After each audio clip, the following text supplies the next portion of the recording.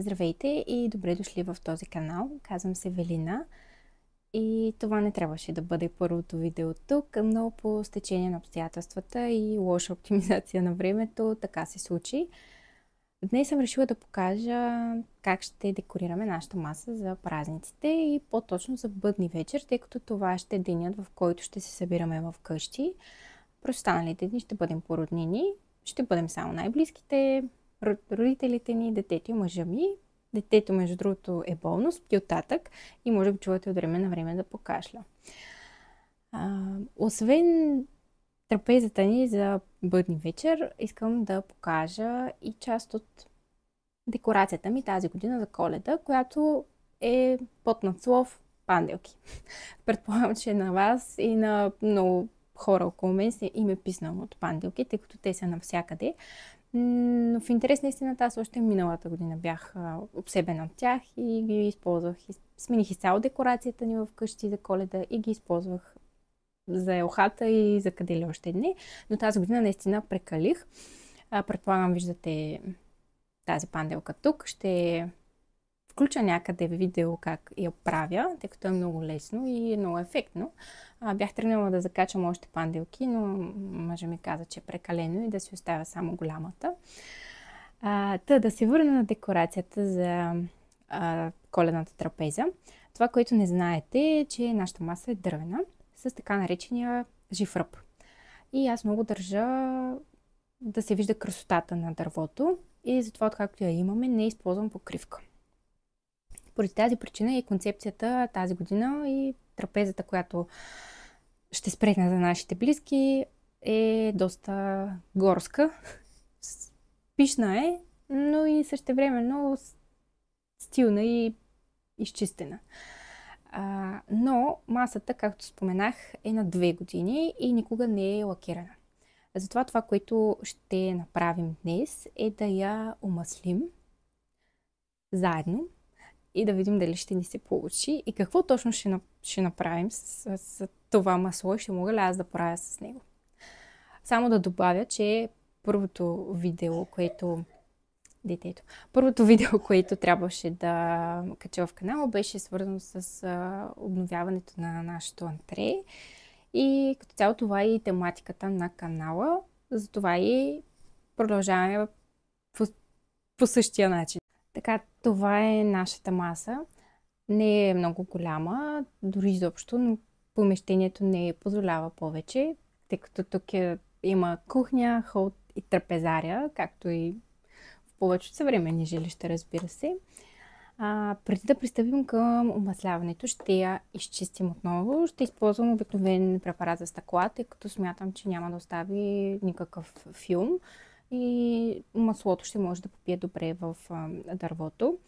Имаме 2 животни, 2 котки, които са с стабилна козина и постоянно се качват. Не мога да ги спра, затова и постоянно има косми върху масата. И тя трябва да се забърсва много често. Започваме да я чистим. И това, което се сещам да ви кажа, сега като тръгна да чистя, е, че в тази част на масата, където не я използваме толкова много, тъй като ние се храним от другата страна, тук обикновено има някаква декорация, маслото се е запазило и се личи, че има все още някакво покритие. Докато от другата страна буквално няма нищо и много по-трудно се движи парцала. И попива почти всичко, което се излее или разсипе на масата, но все пак това е естествено дърво и силно се надявам да успея да я възстановя до фабричното й състояние. И другото, за което се надявам, е котките да ми дадат половин час аванс и да не идват, защото няма да се очудя да я лакирам, да отида за нещо в другата стая, да се върна и някое животно да се е плеснало отгоре. Но сега ще видим.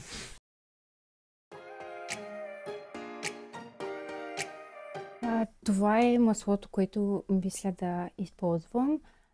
Не е скъпо, 22-3 лева беше, но пише, че е изцяло с натурални съставки. Подходящо е за такива повърхности, върху които ще се сервира храна или ще се реже нещо. Т.е. подходящо е и за дървените дъски в кухнята. Мисля, и там да го използвам, да видим как ще се получи. По принцип знам, че най-доброто масло е това на Осмо, но не ми се даваха, честно казвам, в момента 50-60 лева за него, плюс доставка. Затова реших като за първи път да пробвам нещо по-бюджетно, пък може да ми хареса и да се окаже някаква находка. Така че нека да видим. Да видим как се работи с него, защото е течно. Докато знам, че Осмо имат и такова наистина като вакса, което ще е много по-подходящо. Сега, ако тръгне да се разлива, да се разтича тук по столове, няма да съм много очарована. Но пък може, както казах, и да е някаква находка и да си имаме бюджетно, добро и издръжливо масло за масата.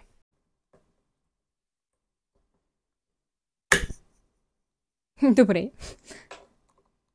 Той има още една капачка. Аха. Добре, отвори се добре. Само, че ми се струва, че трябваше да се... Струва ми се, че трябваше да се извади това нещо. А то не можа да се изкара. Ще да вземе един нож. А пише, че трябва да се нанесе с валяк или четка или кърпа. В случая ще използвам кърпа, тъй като не съм подготвена с друго. Да се изчакат 15 минути и след това да се обере излишното количество с парцал. Отново. Така че, нека да видим. Мисля, че няма да има нужда от изсъхване. Сега това не знам дали трябва да го вадя, ама аз реших да го вадя. Не мирише силно, мирише много приятно. Между другото. Всъщност, не. Не е за вадене. Оп. Пропихме го. Така, връщаме го обратно. Така. Не е трябвало да се вади. Продължаваме. Сега направо мисля да разсипвам.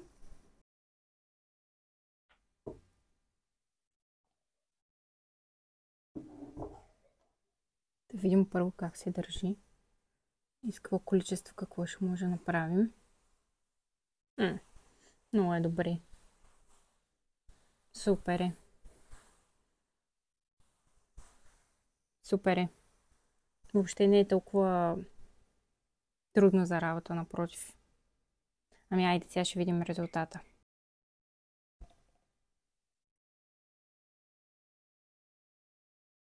Така, след като пробвахме как се държи маслото, виждате, че съм смела. Така че започваме. Тук в тази част мисля да сложа повече. Мирише много приятно. Изобщо не мирише на масло, на някакъв вид боя. Не се разлива, както виждате, като изсипах стабилно количество и си стои както си е било.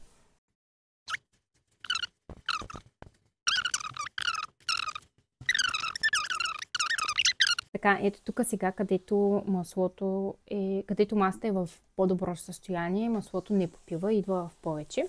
Но те хората си пишат, като изчакате, като попие, ще може да се обере излишното количество наново с кърпа. Но наистина няма смисъл да го нанасяте с валяк и четка и така нататък. Определено. Мисля, че кърпата е най-оптималното решение. И мисля за сега да остава така. И да изчакаме там 15 минути. Май. Да, 15 минути. Аз ще пазя през това време някоя котка да не се качи. Макар че да се качи, няма да е проблем, определено. То просто възстановява дървото и... възстановява дървото и не като да трябва да... То просто попива в дървото. А не като да трябва след това да е като лак и да, ако мине котка, първо да остави лапички или пък да се разваля и така нататък. Това си е просто натурално масло, което обновява дървото. Създава предпазен филм. Така че ще се видим след малко. И тъй като аз съм изключително нетърпелив човек, докато чакаме масата, мисля да омасля и тази дъска. Купих онзи ден от Теди и мисля да използвам за декорация, но все пак е необработено дърво и мисля, че ако я лъсна, ще стане още по-красива. Така че да пробваме и с нея. Даже мисля, че няма нужда да и добавя масло. Мога да използвам направо кърпата.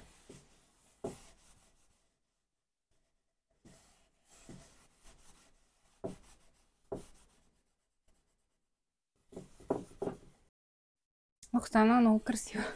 Тя просто стана страхотна. Сме тръгнали да си умаслим всичките дъски. Взех нов парцал. Минаха 15 минути и сега да видим какъв ще бъде резултата.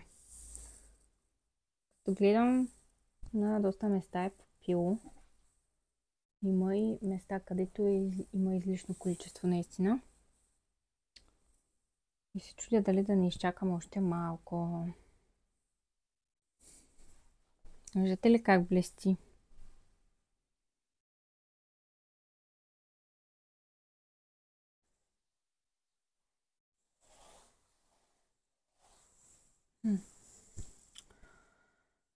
За дъските мисля, че свърши много добра работа. Обаче тук ми се струва, че в тази част, където беше доста износена, нещата не са много розови. И ще трябва да повтаряме. Така, днес е на следващия ден. Да ви дам малко информация относно маслото за масата. Стана добре. Не оставя остатъчен мирис. Проблемът обаче е, че на опаковката пишеше, което ми се стори много странно, но аз в принцип не обръщам особено внимание на това какво пише на етикета и си казвам, че те го пишат превентивно. Пишеше инструментите и парцалите, с които лакираш, да бъдат натопени в разтвор или изгорени, което ми се стори прекалено. Естествено, аз не направих нито едно от двете. И тъй като детето беше с много висока температура, бях зарязала маслото заедно с гънатия парцал отгоре върху него на кухненския плод. Значи аз лакирах някъде около 2 часа след обед, може би. И към 9 вечерта по едно време започна, влизайки в стаята, където се намира масата и кухнята и всичко, започна много силено да ми мирише точно на препарата. И до такава степен, че дори да ми лютят очите. И това го търпях може би 10 на 15 минути, докато накрая не отидох да проверя какво се случва. Дигнах парцала и той вече димеше. Тоест, хора, спазвайте си това, което е написано на опаковката. Може би след това викам, това е химична реакция, явно се възпламенява при досега с кислород и е нормално да се случи. В момента, в който парцала е започнал да изсъхва, беше накосано това да се възпламени. Да. Но всичко мина успешно, добре, така масата е лакирана, дъските са лакирани, така че може да продължим с декорирането й. Така, както ви казах, аз откакто имаме тази маса, не използвам покривка и сега няма да направя изключение. Търсих си, както за панделката, ходих да си тира плат. Търсих и за тук зелен плат. Специфично зелено, много тъмно, маслено, от определена материя, откъде да си направя тишлайфер или нещо просто, което да наподобява тишлайфер. Естествено нямаше може би да го шия, но нали, да бъде прилежен. Не намерих такъв. Затова се сетих за една стара покривка, която в принцип е на майка ми и не използвам съответно вече. И мисля да я разкроим и да направим, тъй като тя е много голяма, да я разкроим и да направим от нея тишлайфер. Да, тя е огромна. Съответно тя ви покрива цялата маса. Абе, не изглежда толкова зле с покривка, но без покривка нещата са къде-къде. Така, сега, по принцип, мога да не я режа, ами да я нагъна. Да направим нещо ей такова. Така, примерно. Така. Само ще ми се струва, че ще бъде надиплено по средата, все пак ние трябва да сложим някаква декорация, трябва да сложим чини и да сервираме. Интересното е, че просто моите гости са хора, които няма да схванат моя начин на сервиране на нещата. Но това ни пречи да се постараем по начина, по който ние искаме. Нека да видим дали един свещник би стоял или ще се клатушка, защото ако не стои добре, няма да стане. Не. Струва ми се, че е по-добре наистина да я нарежа. Това ми е най-добре изглеждащата ножица. Ще реже супер. Мисля, че ще бъде голям зор. Но всъщност не. Така, махам ръба, за да остане само на хубаво парче.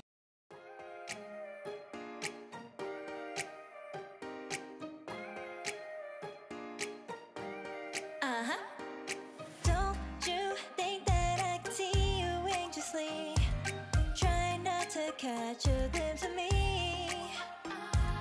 Don't you worry, it's okay to take. Тук една котка се прокарава. Кажи, миличко. Така. Първата част от плана изпълнена. Сега видим какво сме сътворили. Това е нашия неизгладен тишлайфер. Честно да ви кажа, не знам дали ще го сгладя за целите на видеото. Може би за целите на гостите ще го изгладя, но за видеото едва ли. Аз съм такава шматка, че сложих плата, нагласих го и се сетих, че всъщност исках да сложа зеленина вместо плат. Но това все пак е идея. Може да надиплите по този начин плат и нещата да се получат. Също изглежда добре, като сложите свещите, като сложите още някоя друга декорация. Вариантът е тук да си сложа сега клонки помежду другото. Също. Но мисля да заложа на така една масивна зеленина. Сега махаме го. Дилемата, която имам в момента, е дали да сложа такава изкуствена гирлянда. Проблемът ми е, че много ми се разминава зеленото на цветовете. Просто не ми харесва. Иначе, пък идва от край до край, при това точно. Тук някакви бокуци. Така.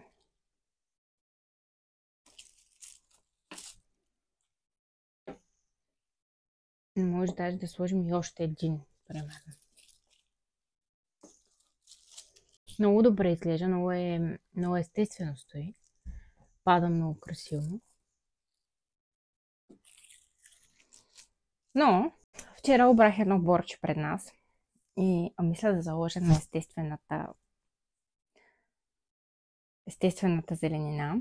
И другото, което е, много повече си отива с цвета на импровизирания ни тишлайфер. Така че нека да видим как ще ни се получат тези нещата. Аз си представях нещо и така. И много повече ще се връзва с останалите неща, които мисля да сложа.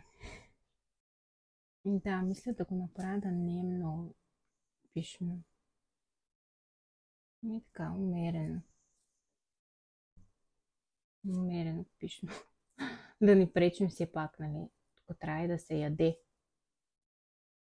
Сега то декора, ама хората идват за яденето, нали? В общи линии празници са. След като нагласихме колонките горе-долу както ни допадат,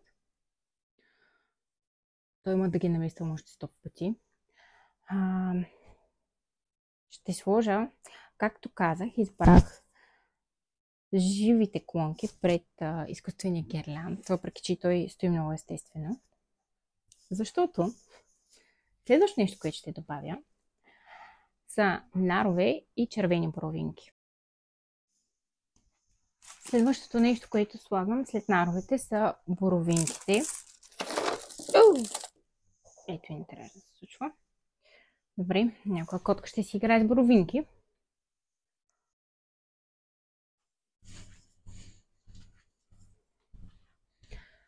Мисля, че вече почнахте да придобивате представа за горската тема на моята маса. Следващото нещо, което мисля да добавя, са свещници с свещи. Като се чудя дали това да бъде златно, имам вариант за един голям златен свещник с свещи по средата или да са няколко по-малки с други свещи. Мисля да заложа на ето тези черни свещници, които са различна височина и създават една такава стъпаловидност в аранжировката. И на ето тези доста дебели свещи, които първоначално се отказах да взема, тъй като реших, че няма да има в какво да ги сложа. Но се оказа, че те тук са с тънко... Тук са по-тънки и съответно ще станат на всякакъв вид свещници. Хората са го помислили.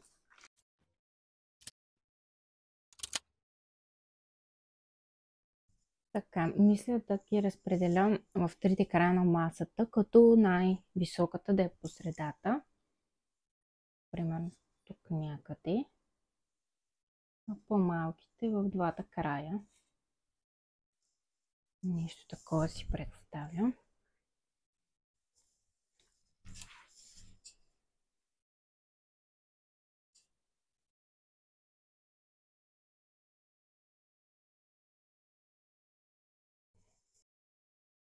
Така се получава. Мисля, че за сега изглежда добре. Горе-долу това, което ми беше в главата, става и наяве. Остава да сложим чиниите, чашите и приборите. Това са чиниите, чашите и подложените чини и салфетките, разбира се, които ще използвам. Както казах и загаднах преди малко, спрях се все пак на естествените клонки. Не само защото ще добавя нарове и червени боровинки, които нали, съответно са плодове и някакси повече си подхождат, но и клонките са, нали, освен зелено, имат и кафяво. И много ще се върже и наистина ще стане едно така горска симбиоза между чашите, чиниите и украсата. Сега, ако се чудите тая храна, къде ще я слагам, идеята ми е масата да е много красива при посрещането на гостите, а в последствие вече храната да я наредя на плота в кухнята и да сервирам аз или който иска нали, да си взима. Естествено, по някое време ще махна част от декорацията и ще сложа може би някакво плато с мезета, но това вече с напредването на вечерта.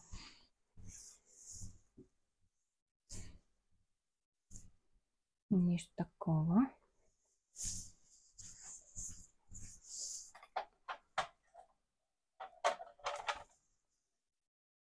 Така. Мисля да сложа по една салфетка, колкото да не се търкалят чиниите. Те няма да се виждат салфетките, но все пак да ги има. Или другия вариант е да ги разпъна и да се виждат всъщност. Ето така. Скоро даже е така. Так изкънем.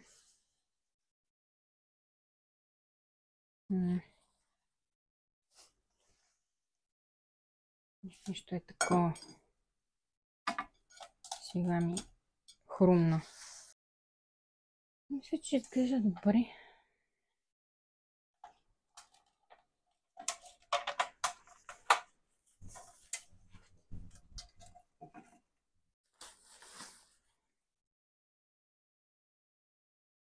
Ще е хубаво, ако имам плътнени салфетки.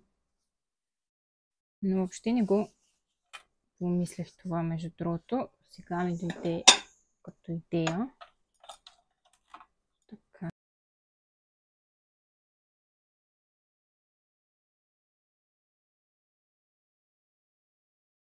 Много се чудих какво да сложа в чиниите. Тъй като сега няма да печатам картички и да купувам малки подаръчета или нещо друго. Един вариант е да сложа храна. Но другото, което си мислих, е за по една клонка, такава, с една панделка на нея. Просто за вид. Да видим как ще стане. И дали ще е добре. Взех една велурена панделка, която е много красива. Може би по-голяма клонка ми трябва, със сигурност.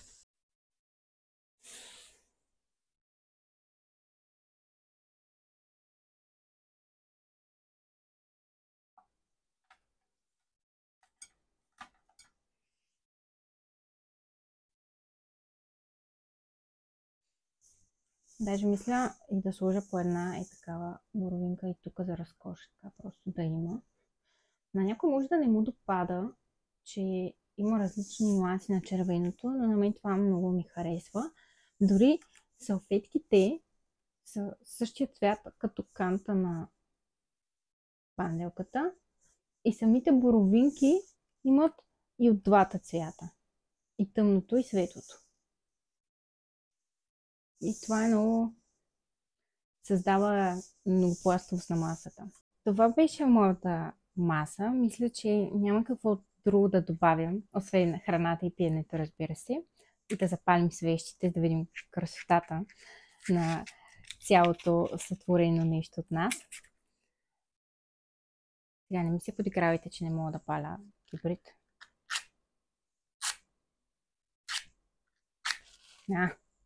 Стана третия път.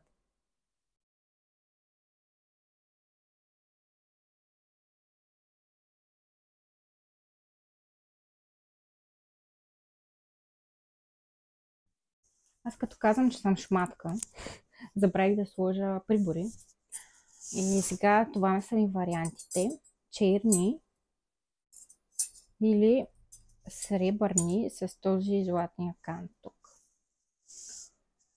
Често казвам, много се чудя, затова ще пробвам и двата варианта. Така, черните са много изчистени. Да, ще отиват на свещниците, наистина. Но пък ми се струва, че са много постни. Така казвам. Докато другите ми се струва, че някакси повече ще подхождат на тези подложничени.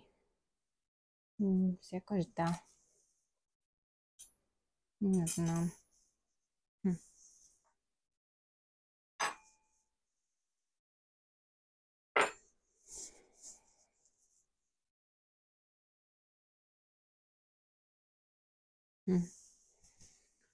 Не мога да реша.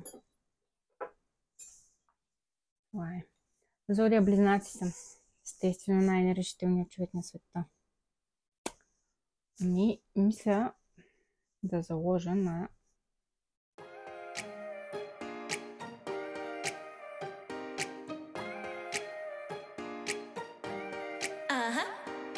Don't you think that I can see you anxiously? Try not to catch a glimpse of me. Don't you worry, it's okay to take a peek. See the magic words now, pretty please. Yeah, you try to hide it, and you've gotten curious. So let your feelings out, stop playing dumb. Cause you know I am the fire, I got a feeling, oh.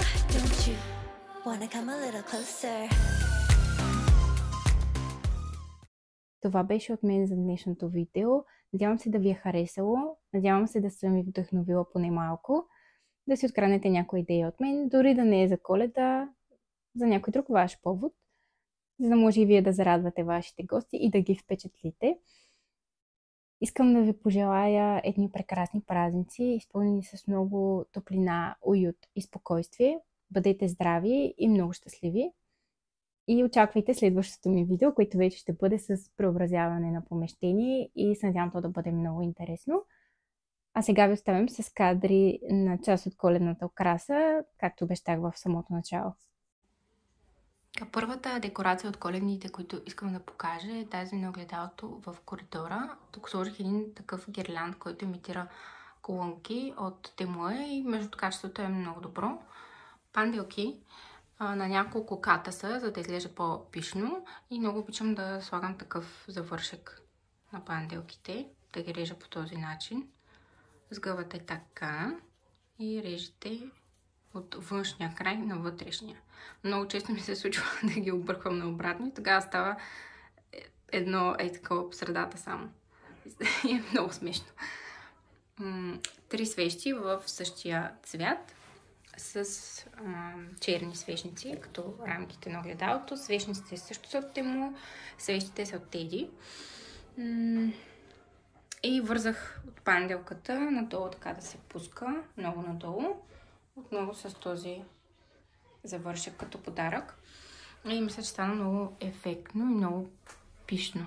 И наистина създава много коледно настроение, като влезеш в антрето. Следващата част от декора, който искам да покажа, е този в спалнята, който мисля, че стана много коледно ненатрапчив, тъй като няма нищо червено, но все пак има този дух. Първо виждате една котка, тя не е част от декора, но се настани там. Тук съм заложила на същите гирлянди, които исках да сложа на трапезната маса, но съм ги сложила на рамката на врата на леглото. Като сложих по 2 панделки, които са в кафяво и сиво и отиват много на стената и на възглавничките. И топки, които между другото са мое дело, боядисвани са от мен и са покрити с сода бикарбонат.